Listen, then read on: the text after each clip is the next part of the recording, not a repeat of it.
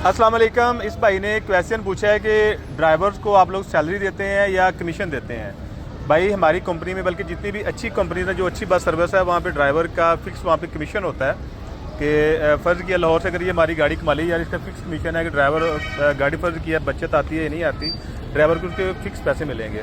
कुछ कंपनीज ऐसी होती हैं कि जो कमीशन कम देती हैं लेकिन साथ में महीने की थोड़ी बहुत सैलरी लगा देती हैं, लेकिन हमारी कंपनी में ऐसा नहीं है। उसके अलावा जो बसें लोकल सिस्टम में चलती हैं, जैसे कि लारी अड्डे से चलती हैं या और गाड़ियाँ, वहाँ पर ड्राइवरों का जो कमीशन होता है वो बनता है कि गाड़ी जितने का फेरा लगाती है, जितनी गाड़ी की बचत आती है, उसके ऊपर 8% या 10% ड्राइवर को देते हैं। लेकिन घुमा फिरा के बात वहीं पे आ जाती है कि पाकिस्तान में जो बस ड्राइवर है वो एवरेज तकरीबन 50 से 60 हज़ार रुपये तक कमाता है, जो एवरेज है। बाकी जो अच्छे रूट्स हैं जैसे लाहौर से कराची या सादकाबाद वगैरह, वहाँ पर ड्राइवर काफ़ी अच्छे पैसे कमा लेते हैं, लेकिन हम लोग भाईजान ड्राइवर को फिक्स कमीशन देते हैं फी ट्रिप का जी।